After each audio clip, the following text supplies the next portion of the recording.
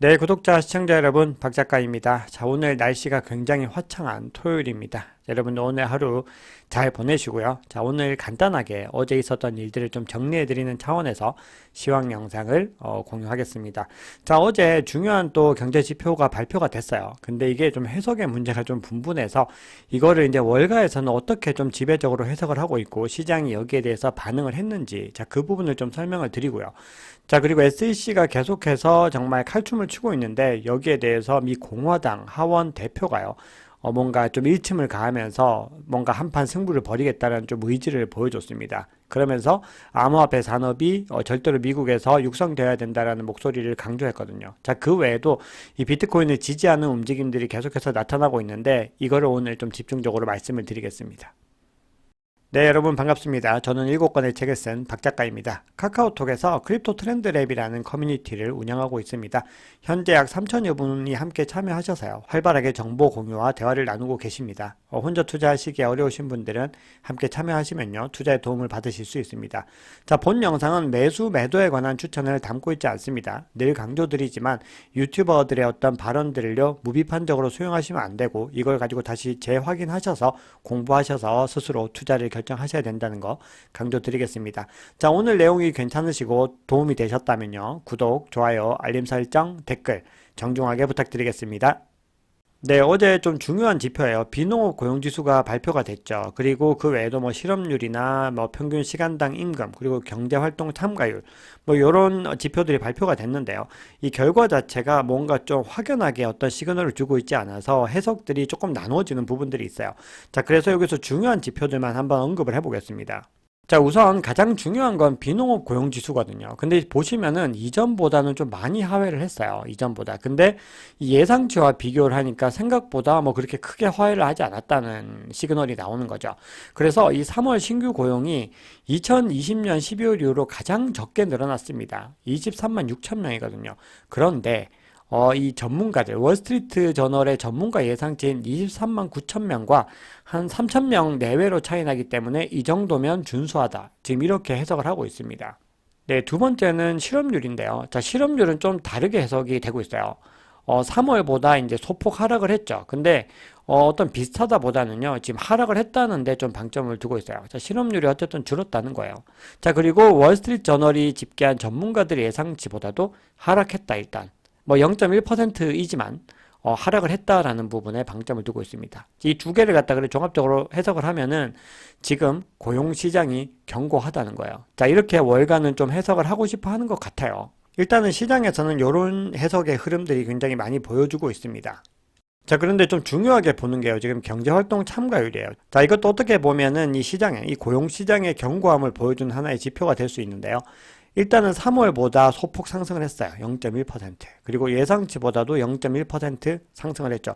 굉장히 적게 상승을 했는데 어쨌든 상승을 한 겁니다. 자, 그리고 자, 이 경제활동 참가율이요. 2020년 2월, 그러니까 팬데믹 일어나기 직전 수준에서 63.3이에요. 자, 이것과는 좀 차이가 아직 있지만 올해 들어서 꾸준히 오르고 있다. 그러니까 경제활동 참가율이 오르고 있다는 거는 역시나 고용시장이 잠재적으로 계속해서 성장할 가능성이 있다라는 부분에 방점을 두고 있는 거예요. 자, 이 얘기는 결국 또 동일하게 고용시장이 안정이 되어 있다라는 부분이고요. 자, 이 얘기는 같은 의미로 어떻게 해석이 되냐면 경기 침체는 오지 않을 가능성이 높아진다. 자, 이렇게 시장을 좀 받아들이고 싶은 것 같아요. 자, 다음은요, 미국 평균 시간당 임금인데요. 이것도 전월보다 0.3% 올랐습니다. 그리고 시장이 예상한 0.3% 증가에도 딱 부합했다는 거죠. 네, 임금도 현재 오르고 있고 시장이 예상한 것과 정확하게 맞다. 자, 그러니까 이 지표들이요. 일단 뭔가 확연한 시그널을 주진 않았지만 전반적으로는 고용시장이 지금 우리가 우려하는 만큼 무너지고 있지 않다라는 증거로서 많이 활용이 된 겁니다. 자, 결론을 좀 내려보면 미국의 이번 3월 비농업 고용지표가요. 월가 예상보다 약간 둔화된 것도 맞고 전달과 비교해도 둔화된 것은 맞습니다. 하지만 예상치와 상당 부분 부합을 하고 있고 그리고 경제활동 참가율과 임금 상승세의 견조한 흐름들 그리고 실업률도 봤을 때 굉장히 견조한 흐름이 보이고 있다. 그래서 결국 경기 침체 우려가 다소 완화되는 분위기다. 이렇게 해석을 지금 월가에서는 하고 있습니다. 실제로. 자, 그래서 이제 중요한 거는 다음 주에 있을 소비자 물가 지수를 봐야지 전반적인 상황들을 조금 더 명확하게 알 수가 있는 건데, 어쨌든 이런 결과가 나오면요, 연준에서는 인플레이션을 잡는 데 더 집중해야 된다라는 스탠스로 갈 수밖에 없어요. 그렇게 되면 이제 금리를 인상할 수밖에 없는 움직임이 나올 텐데, 자, 이렇게 되면은요, 이번에 이제 은행 위기가 금리를 너무 급격하게 많이 올려서 일어난 사태인 거죠. 근본적으로 봤을 때. 근데 이게 그 위기가 완전히 끝난 게 아니거든요. 지금 보시면 상업용 모기지 채권 가격, 팬데믹 이후 최저, 은행권 불안 요인, 이런 기사들이 벌써 2, 3주 전부터 계속 나오고 있죠. 이거는 바로 어제 기사거든요. 그러니까 이 상황이 달라지지 않은 거예요. 그래서 만약에 또 이런 위기가 터지게 되면은 어떤 자산이 또 부각이 될 수밖에 없을까요? 네, 금과 비트코인 같은 자산들이 또 다시 부각이 되고 재조명이 될 가능성이 있다는 거예요. 그래서 현재 상황에서는요, 어쨌든 비트코인에게 불리한 상황으로 가지는 않는다라는 부분들이고요. 자, 보시면은 이번 FOMC 미팅 이후에 금리를 0.25%포인트 상승해야 된다는 의견이 훨씬 더 많아졌습니다. 어제까지만 해도 이게 49%였는데요. 뭐 완전 급등을 한 거죠. 자, 그만큼 지금 시장에 어제 지표에 대한 해석이 어떻게 되는지를 좀 명확하게 보여주는 겁니다. 네, 그래서 10년물 채권 금리도 어제 급격하게 하락을 하고 있다고 말씀드렸는데 하루 사이에 이렇게 급등을 했습니다. 자, 이 얘기는 채권 가격이 하락을 하고 있다는 거죠. 원래 이 경기 침체가 오게 되면 많은 사람들이 안전자산인 채권을 많이 매입을 하게 되거든요. 그래서 채권 가격이 상승을 하게 되는데 이제는 좀 인식이 바뀌었다라는 부분을 알 수가 있습니다. 자, 어제 그 미국 증시는 성금요일 내 휴장을 했는데 채권 시장은 12시 정도까지는 문을 열었었거든요. 그래서 잠깐 열고 문을 닫았는데 그 사이에 이렇게 많이 오른 겁니다. 그래서 이번 월요일 날 또 미국 증시가 개장을 하게 되면은 이 시장의 반응이 더 명확하게 이제 우리에게 보여지게 되는 거죠. 자, 이제 그럼 본격적으로 비트코인과 관련된 이야기들, 그리고 중요 기사들 체크를 해보겠습니다. 자, 비트코인은요, 어제 또 28K 미만으로 하회를 했고, 지금 촬영하고 있는 시간에도 지금 28K 소폭 하회를 하고 있는데요. 이건 사실상 횡보로 봐야 되고요. 여기서 큰 폭의 움직임이 어디로 나가게 될지, 이 부분들을 우리가 예의주시를 해야 되는데, 자, 오늘은요, 제가 차트적인 부분들은 별도로 준비를 못 했고요. 그거는 제가 뭐, 시간이 된다면 내일이나 아니면 월요일 정도쯤에 또 방향성에 대해서 한번 정보를 공유를 해보겠습니다. 네, 어제 전반적으로 다 하락을 했어요. 근데 이제 역시나 비트코인이 가장 또 견조하게 하락장에서도 가장 좀 많이 버텨주는 모습들을 보여주고 있죠. 또 이더리움은 또 상대적으로 물론 많이 올랐기 때문에 또 하락한 부분이 있고요. 도지가 또 가장 많이 하락을 했고, 리플 같은 경우는 또 의외로 소폭 상승을 했습니다. 네, 보시면 투심도 여전히 좀 어제보다는 좀 소폭 하락을 했지만 여전히 60일이면은 그리드 단계고요. 지금 투심은 살아있고 이 시장을 계속해서 긍정적으로 바라보고 있고 언제든 투자를 할 수 있는 준비들을 하고 있다. 자, 이렇게 보실 수가 있습니다. 네, 비트코인 가격이 상대적으로 적게 하락했기 때문에요. 네, 비트코인 도미넌스는 또 소폭 상승을 했습니다. 현재 계속해서 꾸준히 횡보를 하고 있고요. 자, 이 흐름들은 향후에 알트코인을 설명드릴 때도 언급을 할 텐데, 비트코인 도미넌스가 지금 어떤 흐름을 보여야지 우리가 알트코인 대세장이 오는지에 대해서도 다음번에 한 번 더 강조를 드리겠습니다. 자, CVD 지표를 보시면요. 지금 고래들이 상당히 좀 다른 움직임을 보였어요. 밤사이에 굉장히 다른 움직임을 보였는데, 가장 큰 갈색 고래 같은 경우는 이 시기에 굉장히 많이 매입을 했다가 상당 부분 오래 홀딩을 하고 있었어요. 그러다가 이제 새벽에 일부 매도를 했고요. 또 홀딩을 하고 있는 지금 스탠스를 취하고 있습니다. 그리고 이번 시장에서 좀 중요했던 이 빨간 고래 같은 경우도 여기서 일정 부분 매입을 많이 했었는데, 여기서 이제 일정 부분 매도를 하고 여기서부터는 사실상 좀 횡보하는 그림들을 보여주고 있고요. 그 외 나머지 이제 보라색 그리고 초록색 그리고 이 오렌지색 고래 같은 경우는 대부분이 다 이렇게 급격하게 매도하는 그림을 보여줬어요. 그래서 지금 고래들마다 뭔가 어떤 스탠스들이 다 변화의 차이가 있고요. 그리고 지금 이 시장에서 언제 매도를 통해서 차익을 실현할지 그리고 신규 진입을 할지에 대해서 계속해서 눈치 싸움을 하고 있다라고 볼 수가 있습니다. 그래서 가격은 뭐 계속해서 횡보를 하고 있고요. 특정한 구간에 어떤 매도벽이나 매수벽이 만들어진 건 없는데 여기 보시면 그래도 가장 빨갛게 형성된 여기가 바로 29K의 매도벽이 아주 옅게 형성이 되어 있다. 한 요 정도가 되는 것 같아요. 네, 어제 또 중요한 기사들이 몇 가지 전해져서요. 이 가상자산 시장에 굉장히 좀 우호적인 기사들이어서 좀 공유를 드리겠습니다. 자, 이 아칸소 주에서요. 이 아칸소 하원과 상원에서요. 이 비트코인 채굴 권리를 보호하는 법안 통과 승인을 위해서 이걸 이제 주지사에게 전달했다고 합니다. 굉장히 중요한 단계를 넘어섰고요. 이제 최종적인 결정이 남은 건데 이게 어떤 의미냐면요. 이 미국의 아칸소 주가 이 채굴 사업자의 권익을 갖다 보호해 주겠다라고 한 겁니다. 자, 그러니까 이 얘기는 뭐냐면 정부나 규제기관이 이 암호화폐 채굴 노드 운영을 강제로 중단시킬 수 없다는 내용입니다. 그러니까 지금 미국이 굉장히 규제 일변도로 가고 있는데 그것과는 반대되는 그런 흐름인 거예요. 그리고 암호화폐 채굴 업체에게 이 다른 기타 사업자와 동일한 규제를 적용을 해서요. 과세 규정이나 에너지 비용 같은 데서 절대 차별받지 않도록 하는 내용들이 포함이 됐어요. 그러니까 이 얘기는 이 비트코인에게는 굉장히 큰 호재로 작용을 할 수가 있고요. 이 법안은요, 미주리 주에서는 이미 통과가 되었다고 합니다. 네, 더 중요한 소식도 전해졌는데요. 이 하원의, 공화당 하원의 원내 대표예요. 톰 에머라고 하는 의원인데 이분이 뭐 비트코인에 대한 옹호 발언을 원래 워낙 자주 하시는 분이에요. 근데 이 사람이 이 겨냥을 한 겁니다. 이 SEC의 보스 게리 겐슬러라는 양반을 겨냥을 했어요. 그래서 이거를 갖다가 굉장히 규제를 갖다가 마음대로 휘두르고 해서 이 시장을 죽이려고 하는 이 규제에 대해서 일침을 지금 가하고 있는 거죠. 그래서 이 발언을 한번 들어보겠습니다. 네, 톰 에머 의원이요, 언체인드 팟캐스트라는 곳에 출연을 해가지고 이 발언을 했는데요.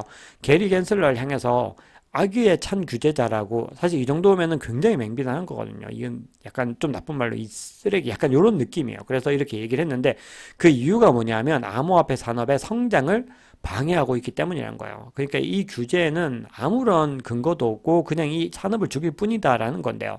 자, 그러면서 또 이렇게 얘기를 합니다. 암호화폐 커뮤니티에 이 시행 조치들을 맹목적으로 뿌려서 사람들을 굉장히 동요시켰다는 거죠. 그래서 계속해서 위선의 사이렌을 울리고 이런 행동들을 하기 때문에 우리는 이제 이걸 그대로 둘 수가 없다 해서 다른 의원들과 함께 힘을 합치겠다는 겁니다. 그래서 이 초당파 동료들과 협력을 해서 이 가상자산 시장을 지키겠다라는 얘기예요.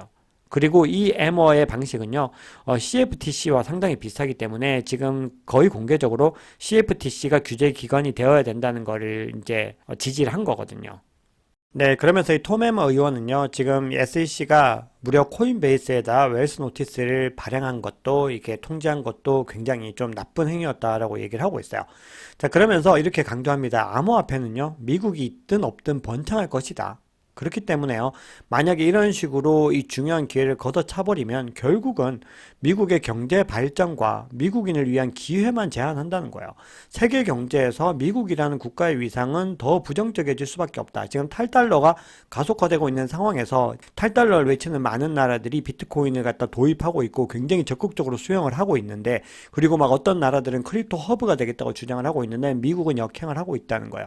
여기에 대해서 굉장히 강력하게 일침을 내리고 있습니다. 그러면서 이 현 행정부와 선출되지 않은 관료들, 그러니까 투표에서 뽑히지 않고 그냥 행정부가 임의로 선정한 사람들, 게리 겐슬러 같은 사람들에 대해서 굉장히 많은 비판들을 하고 있습니다.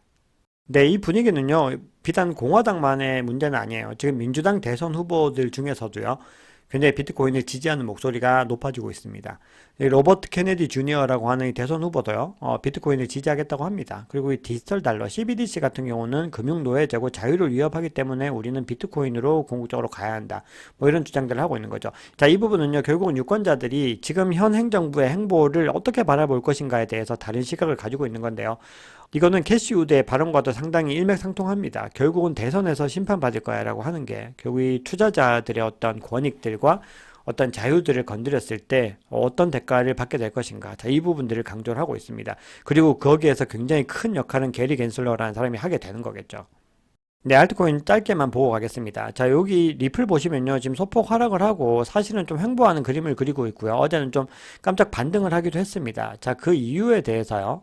네, 암호화폐 전문 매체인 뉴투데이에서는 지금 2023년에 첫 번째 골든 크로스를 기록했다고 해요.